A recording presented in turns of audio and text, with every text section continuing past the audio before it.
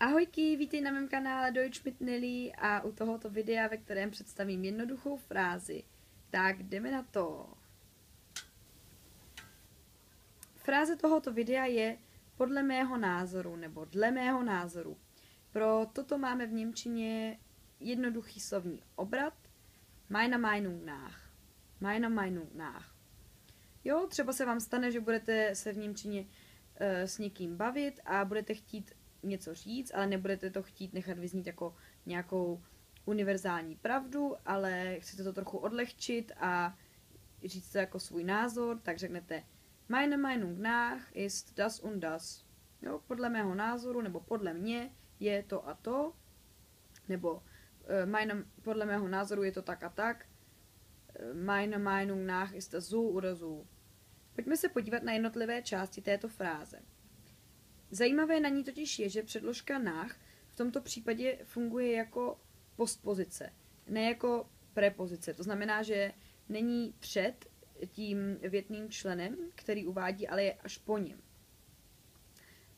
To znamená, že kdybychom to brali, nebo kdybychom se na to podívali podle normálního nebo běžného německého slovosledu, tak by to bylo nach meiner Meinung.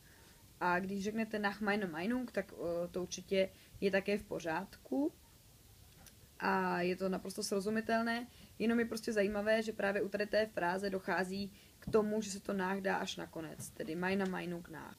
Doslova to tedy můžeme přeložit jako mého názoru podle, nebo mého názoru dle. Začneme tím hlavním podstatným jménem, které v této frázi figuruje, to je die Meinung, názor, nebo meine Meinung, můj názor. A my to tam máme vyskloňované, protože tam je právě to nach a nach se pojí se třetím pádem, takže tam musíme mít meine, jako meiner. Názor je v němčině ženského rodu, die Meinung, takže to je meine je moje ve třetím pádě, potom přijde Meinung a to je jednoduché a pak přijde právě to nach, tedy ta předložka nach, která v tomto případě funguje jako postpozice. A podívejme se ještě na jednoduché věty, abyste to viděli i v kontextu. Meiner Meinung nach wird es heute regnen. Meiner Meinung nach wird es heute regnen. Podle mě dnes bude pršet. A druhý příklad. Meiner Meinung nach haben sie sich gestritten. Meiner Meinung nach haben sie sich gestritten.